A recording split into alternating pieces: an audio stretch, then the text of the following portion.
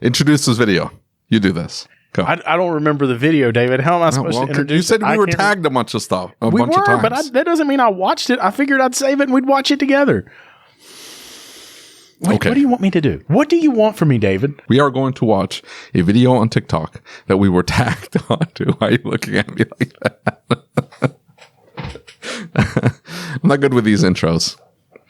We're going to watch a video that we were tagged in on TikTok. We don't know what's in it. We've not even watched it yet. So here we go. I watched some of it, like 30 seconds. That's my attention span, 30 seconds.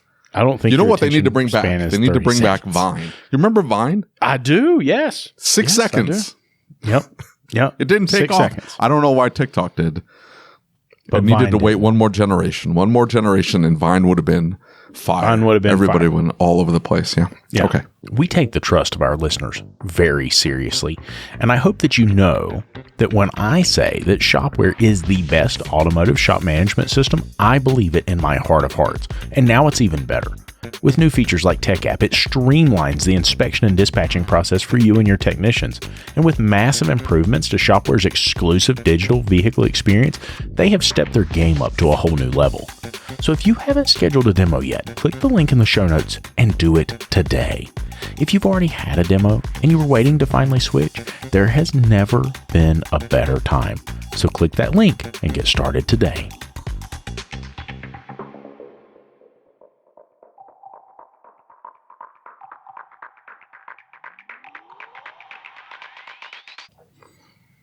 Here we go. Honest question for the car mechanic industry. I come at you with no malice. I'm genuinely trying to understand the situation. So I haven't had to deal with car repairs for a while because my car was newer and it just wasn't having any problems. And then recently it did. So then I had to take it in and yeah, sure enough, it needs some bushings repaired or something. What was wild to me though is that the last time I took a car in to be repaired, it was just one of those things where you take it in, they'd look at it, they'd let you know how much it was, and then you decide whether you want them to fix your car, right? But this time they're like, oh, well, it's $150 to look at the car. And then after we diagnose it or whatever, you can apply that $150 towards labor. Which brings me to the second thing that's changed, which is when did labor on... Let's begin here with this first premise.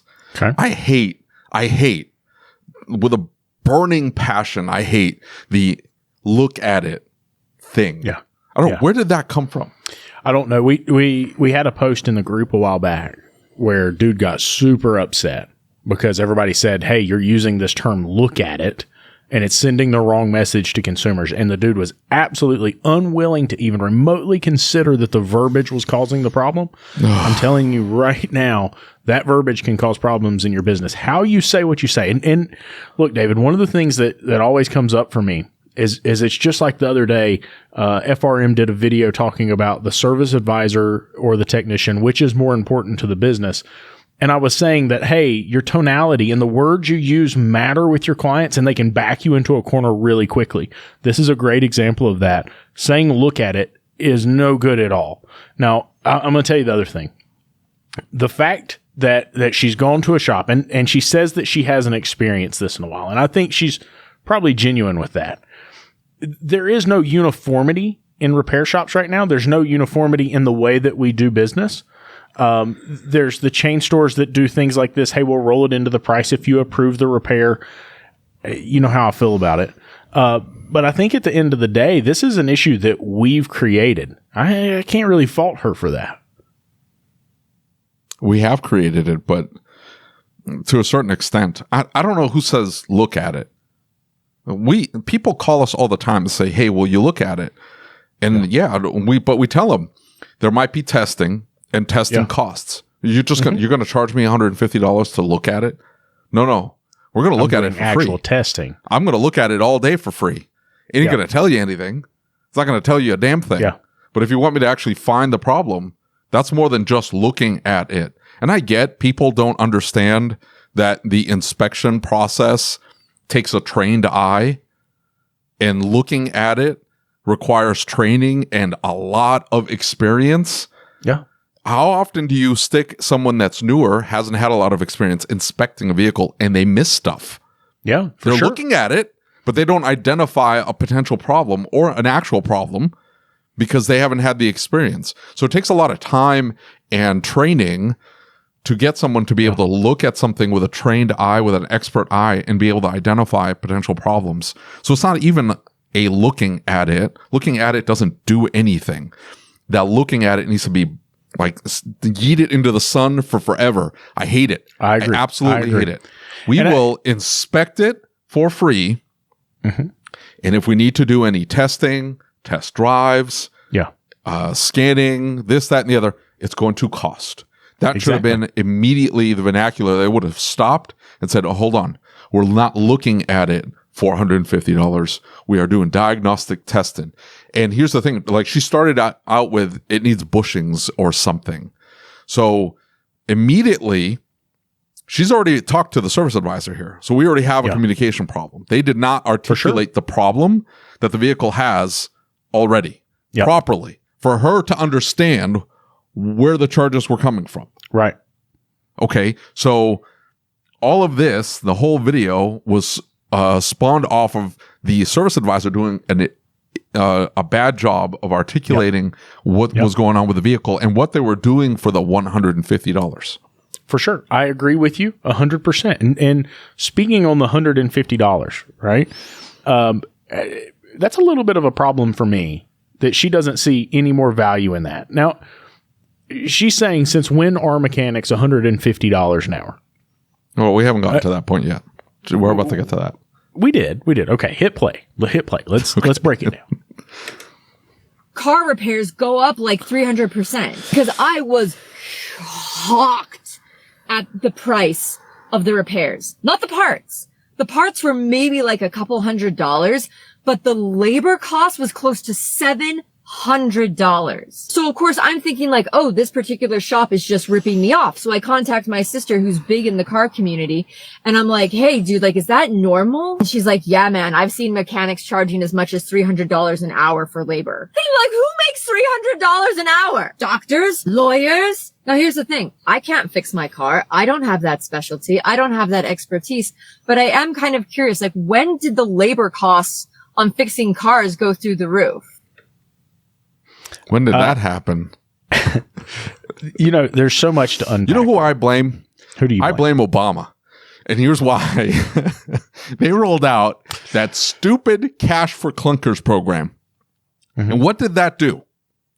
That wiped out like 25 years of cars off the road. Yeah. It wiped them all. They're gone. How many clean 6,000 LEs do you see driving around right now? Chevy Corsicas, Chevy Berettas, Celebrities, Ford Tempos. Do you see any of them? No. They're gone, right? Yeah. Yeah. In 1 year, they all went to the junkyard because the federal government was handing out checks to bring in their junky cars. So everybody found every junk celebrity they had sitting in the backyard and they rolled them up and they said, here. Didn't have to run. Yeah. It didn't even have to run. No. And I want my check. And everybody crushed them. Okay. So what kind of car are you going to fix for $100 an hour? Chevy Celebrity, right? Chevy Celebrity with a 2.5 all day long because there's nothing to them. But to me, it's bigger than that, right? You brought up the service advisor not sharing the value, right? So she doesn't see the value in what she's doing. She doesn't understand the repair. So I get it, right? Like, it seems like consumers, though, are getting more and more complex, more and more difficult. They have a very different perspective than they have even just 6 months ago. I feel like the consumer shifted a little bit. And I'm going to tell you that when they get broker... Everybody's broke, Lucas. Exactly. When they get broker, buddy, the pressure's on the shop because they don't have the money to fix the car. And they're unhappy about fixing the car, right? Look, you can get the same reaction walking in and buying milk. Yeah. Milk was $3 and change. Now it's $6 and change. Well, what the hell happened? That the cow's still the same, right? Well, everything went up in price. The cost of maintaining the cow and feeding it and then collecting the milk and shipping the milk and packaging the milk and then getting it to the grocery store. On all of the grocery stores, overhead went up. Everything went up. So the milk went up in price. I get that. She needs to understand that too. Yes, that's true. But let's think about it at a deeper level here, okay? You know who Angry Bob is? He's got a TikTok channel and he's in the group and we talk back and forth from time to time. But he did this video and boys, did it resonate with me, because he was talking about the fact that you as a consumer, you won't even hold your doctor to the same level that you'll hold your auto mechanic to, right? You will absolutely demand that auto mechanic, if it's not fixed right the first time, they're going to pay for the parts. They're going to pay for the labor. They will demand that we do something about this, right? We're almost held at this, held hostage in some ways. And so I think that they have way more expectation out of an auto repair shop.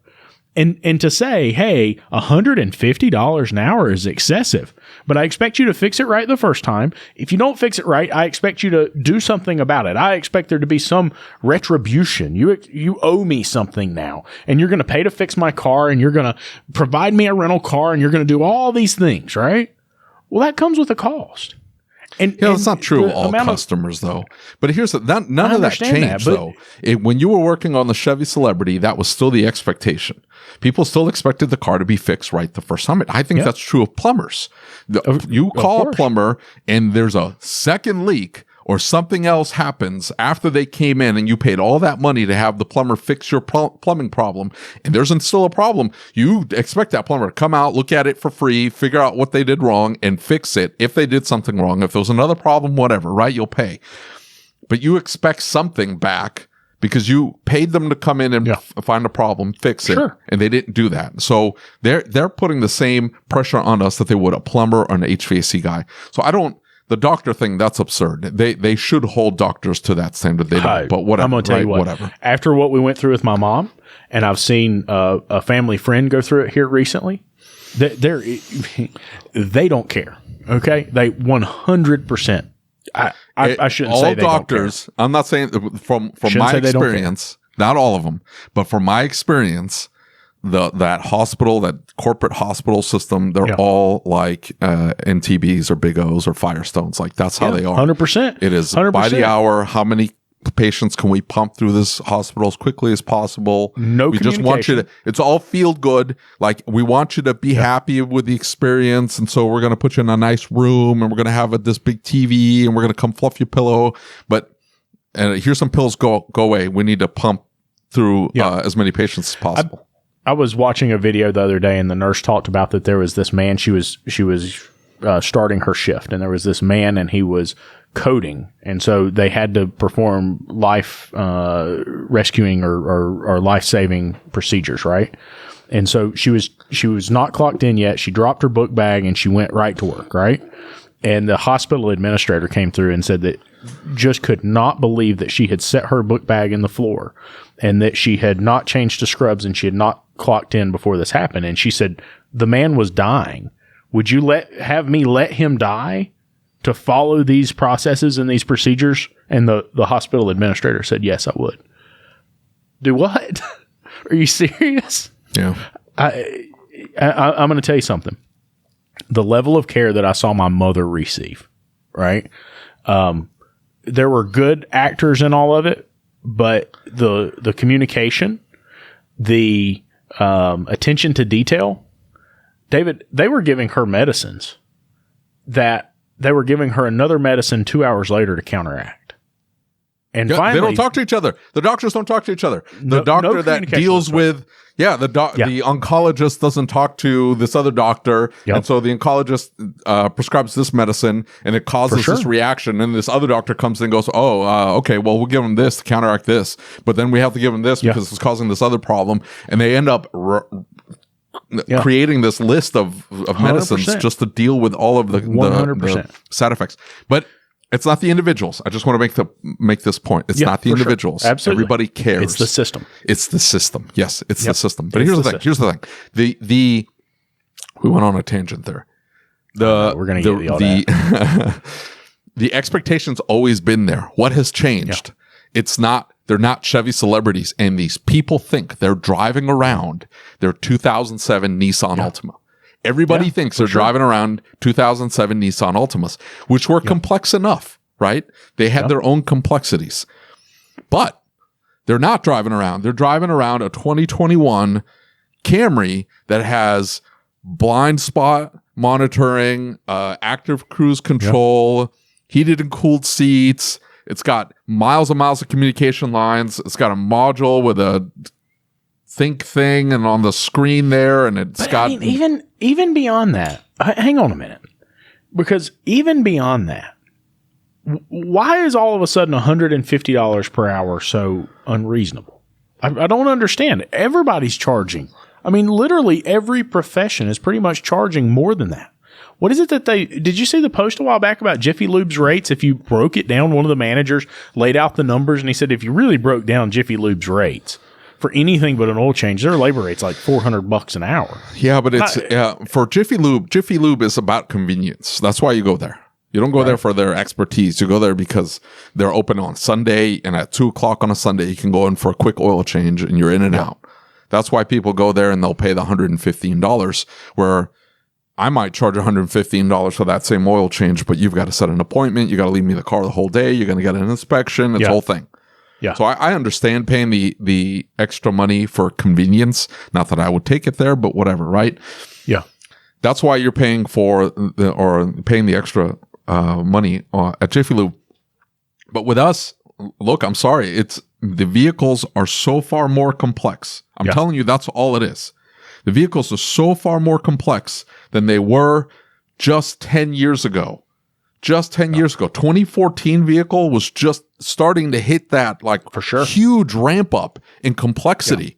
Yeah. They're obscenely complex now. Yeah, absolutely. Things that we were not, we're like, oh, that's crazy. They're not going to shove that in vehicles. Like, now everything's GDI. Now everything's got 8,000 modules. Now even the cheapest, crappiest little car can come with self-parking. That's insane, right? Electronic power steering and all this junk that they added to make these vehicles wildly more complex. And people don't realize how difficult it is to work on these vehicles and the amount of expertise and training and equipment that you need to be able to properly fix these cars, to do something as simple as brakes. Brake jobs are no longer simple. They require scan tools. You know, even beyond that. And not just any scan tool, by the way, Luke. It's not just any scan tool. It's got to have the right connection, because otherwise it doesn't connect, and you sit there and hit the button, nothing happens. And you have to have an auto auth account, and you have to, which isn't a lot of money. It's just the hassle of it. You know, I was talking to somebody a while back, and we were talking, he's a friend of mine, and I was talking about the fact that there are two types of shops in this town. There's the hole in the wall shop, right? And then there's a shop like mine that offers the type of quality and the attention to detail that we do, right? And so as we were talking about this, one of the things that came up is he said, but I'm recognizing that when I go to that place that's $50 an hour, I recognize the quality is lower. I recognize that they aren't going to stand behind it. I recognize all those things, but I'm doing it because I want the lower price. I recognize that when I bring you my vehicle, that I'm bringing it to you for things that other people can't handle. And so I know those shops can't handle this. I don't know that it's the same with everybody, but I'm curious, would this woman go into one of those shops that's basically a dirt floor shop, right? Got years and years of oil dry piled up on the shop floor, and there's no professionalism. They're not using shopware. Walks out. Dirty t-shirt walks out. Exactly. And so they're rude, they're disrespectful. It's not about you or your experience. It's about fixing the car, and that's all there is to it. And so I'm curious, would she tolerate that experience if she went to them? And if he called and said, $150, fix it, right? Is she just going to say yes because, right? He didn't even explain what it was. I think the consumer is demanding a higher level of service, and because the consumer demands that higher level of service, well, we have to charge more to provide that level of service. There's a drink cooler down front stacked full of drinks, right? Cost me about $120 a month to keep fresh drinks in it because people drink drinks out of it. I've got a snack bar. Cost me money to do that. Screw your snack bar and your drinks. I don't think you need any of that. You don't need any of that. You don't need it, no. You don't need any of that. You know what you need? Good communication. That's it. That is it. That is it. You just need to communicate properly to the point where you make sure that the customer understands what it is that you're doing. Here's what we need to do to your car. Here's why we're charging what we're charging. If the customer understands that, you can charge whatever the hell you need to. Whatever the hell you need to. I don't care whether you have drinks outside. I don't care whether you have loaner vehicles. I don't care how. The shop has to be clean enough. Clean enough. Well lit. Well lit. Clean enough. Presentable enough. enough, right? Yeah. Because the expectation is usually very low when they go into a car place. It doesn't need to be looking like a dealership. The Taj Mahal thing, you throw that out. It doesn't need to look like that. All they need to do is know that when I come in, they're going to clearly communicate what it is that they're doing to my vehicle and why they need to charge what they need to charge. And then the price is what the price is. That's it. Yeah.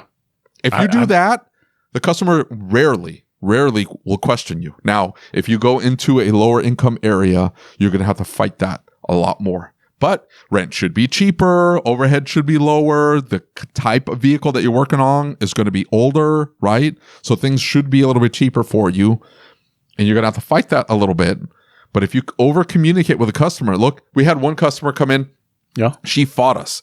She fought us to the point where I told my techs, hey, when you're disassembling the car, I need you to take a picture of the old part and the new part right next to each other and take a picture of the vehicle with the part out of it. We were doing struts and a whole bunch of other junk, right? And we did that. Customer came in. They fought us the entire time. Why is this much? Why are you doing this? You're going to screw me over. Blah, blah, blah, blah. She came in glowing. I've never had a shop communicate this much with us. For sure. I understand what it is that you were doing to my vehicle, and I'm super happy to pay you the price. And she paid us. She didn't have any problem with it because we over communicated. And some customers you have to do that with. But I'm telling you, if you communicate properly what it is that you're doing, like you can charge whatever the hell you want. This shop is getting pushback from this customer because they did not communicate properly. She didn't have a clue. She's like, diagnostics or something. You're going to charge me $300. Look, you're doing that. She is complaining because you did not communicate properly. I don't disagree at all, right? I do not think they communicated properly, and I get that. But so many people come into an auto repair shop and they're already skeptical. They're bringing their baggage with them. They don't trust us to begin with.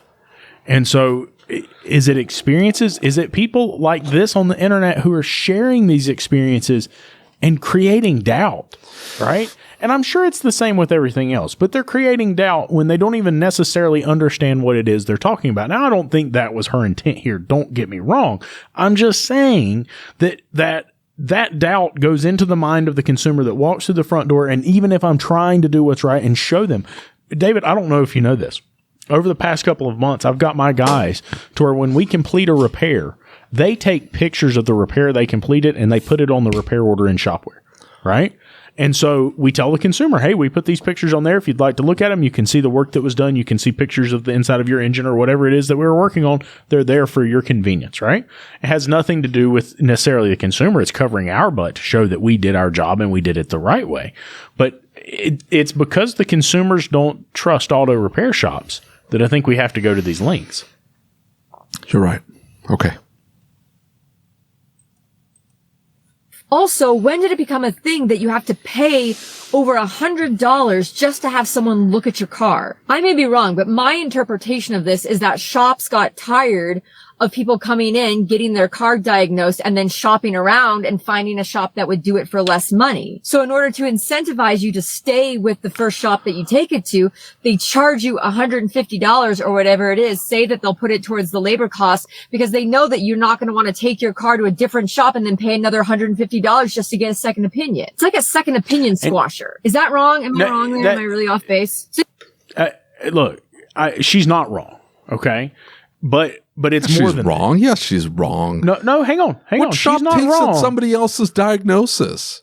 I don't. Right. Well, that's what I'm saying is she's not wrong in the sense that some people are doing this as a second opinion squasher, right? That's why they're saying, hey, we'll waive it if you'll go ahead and do the repairs with us. That's their If you are hope. doing such a shit job of communicating and establishing a rapport with a customer that you have to charge up front because you know the majority of customers are going to leave with your diagnosis and take it to the guy down the street to have some parts thrown on, you have not done a good job. I don't disagree with you, but I'm saying that she's not wrong. That's what they're doing. That is exactly what some of those shops are doing. Is it what we do? No. Because, I pay my guys very well. I provide them a ton of benefits. I buy them the best tooling that I can afford, right? I'm constantly keeping up with the technology in the shop, just trying to keep us moving and advancing us to that next level. Well, come on now. I can't not charge for that. That is literally what I specialize in. And so if I'm not charging for that and I'm just giving that away, Sometimes it takes hours, right? And the thing is, it's like, oh, roll it into the bill. And then all of a sudden, you find out that you have a can line, let's say, that's shorted to ground, and it only happens when they put their foot in a certain spot somewhere, and they didn't tell you that. So you go searching for this short to ground that takes you hours to find, and it's a 50-cent wire repair, right? It's a $10 wire repair. Took you hours to find it. And so... do I think that she's wrong? No, I don't necessarily think that she's wrong, David. I think there are shops doing exactly what she's saying. But our industry as a whole has built this reputation and convinced her that, hey, we're not actually doing anything in that testing. Yeah. Because that's what we used to do. Right? And at the time, we weren't shops really aren't doing anything. Yeah. To be fair, sure. some shops aren't doing anything. They're scanning the car. That's it. And they're replacing the parts. The video with Keith Perkins.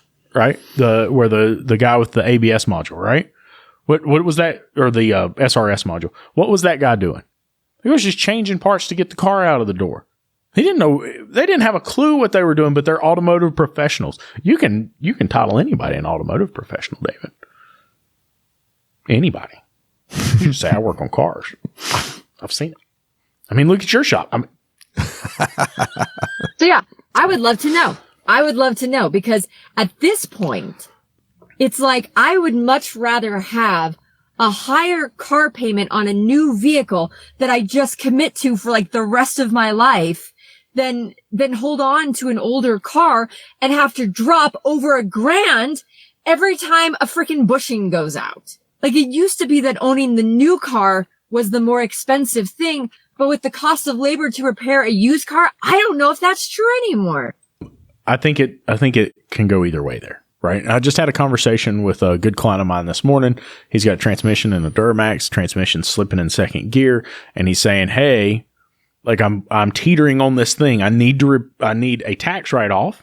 And he's a surveyor, so he had a giant 1099 stack of invoices that's going to pile up this year.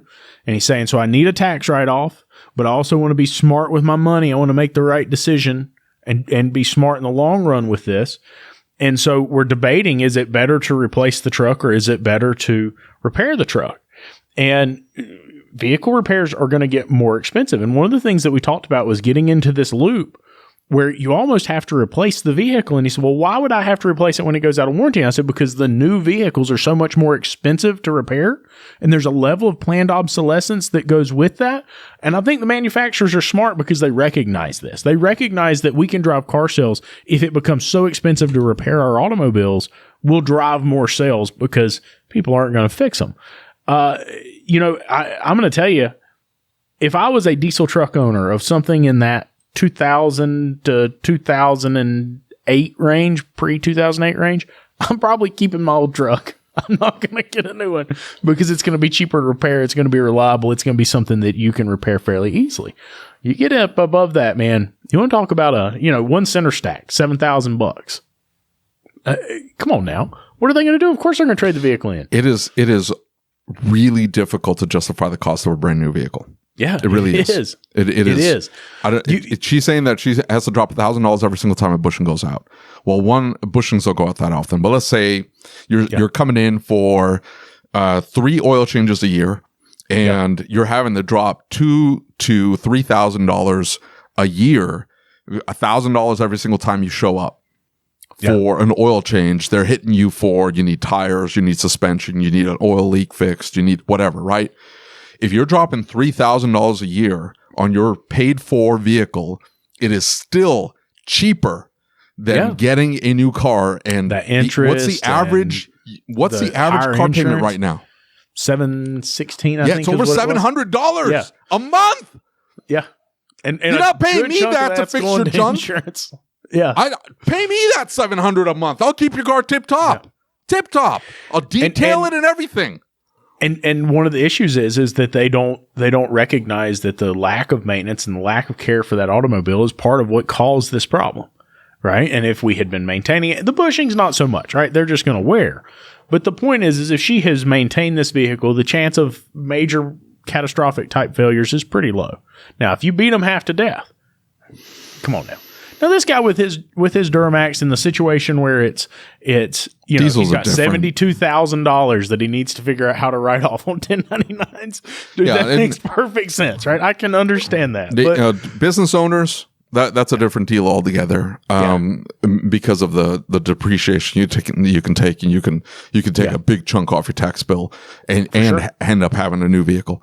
But I'm talking about the regular consumer, the regular everyday, just driving the vehicle to work every single day. It does not make sense to get a new vehicle. It almost never makes sense to get a new vehicle. And even then, what are you going to get? A 3 to 5 year old vehicle with 30 to 50,000 miles? Guess what? it's going to have problems too. They're going to have problems. You still have to fix things. Somebody traded it in for the same reason that you want to trade yours in. Almost always. Yes. And you know what? The vehicle is a means to an end. It is not an investment.